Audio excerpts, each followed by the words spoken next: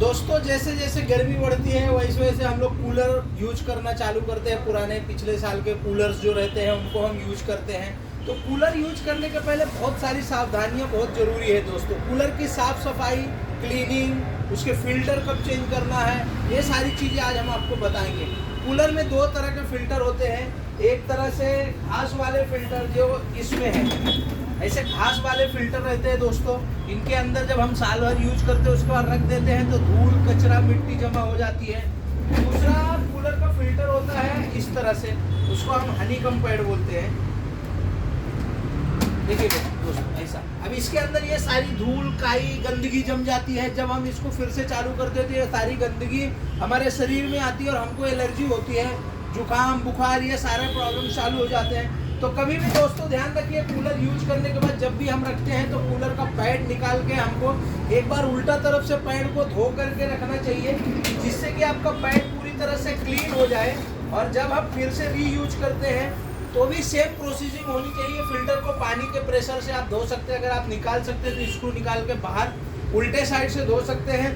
अगर आप नहीं निकाल सकते तो आप कूलर को इलेक्ट्रिक से निकालिए और प्रेशर से धो करके धूप में सुखाइए। सुखाने के बाद कूलर को आधे घंटे तक बगैर पानी का आप यूज करने का सबसे पहली बात है। और पानी पूरी तरह से ड्रेन करके आप ये प्रक्रिया करिए। उसी तरह से अगर कूलर का ये ज़्यादा खराब हो गया है तो 2 से 3 साल में आप इसका फिल्टर चेंज कर सकते हैं, जो कि हमारे पास में इजी अवेलेबल रहता है, हनीकॉम्ब पैड का भी और इसका भी। घास वाले तो फिल्टर हर साल चेंज करने चाहिए, क्योंकि इसमें जब ज़्यादा धूल और डस्ट जमा हो जाता है तो ये पूरी तरह से डस्टी हो जाते हैं और बाद में ये आदमी को एलर्जी पैदा करते हैं। उसके अलावा दोस्तों कूलर का हर साल आपको मोटर चेक करना चाहिए कि मोटर जो है बराबर वायरिंग वगैरह चालू है कि नहीं।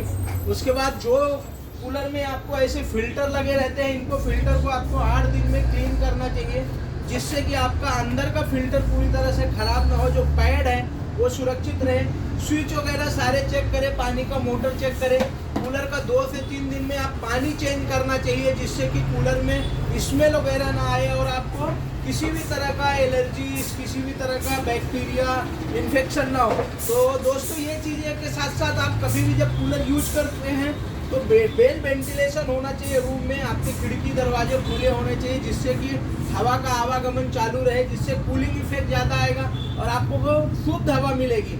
इसके अलावा आपको जो कंपनी का कूलर यूज कर रहे हैं उसके स्पेयर पार्ट्स वगैरह की भी अगर ज़रूरत होती है तो वो आपको सारे स्पेयर पार्ट हमारे पास में आपको मिलेंगे होमवर्ड डायरी में। तो ये सारी चीज़ों के साथ साथ अगर आपको नया कूलर परचेस करना है तो हमारे पास अभी 50% तक ऑफ चालू है, तो इसका मज़ा लीजिए। Thank you.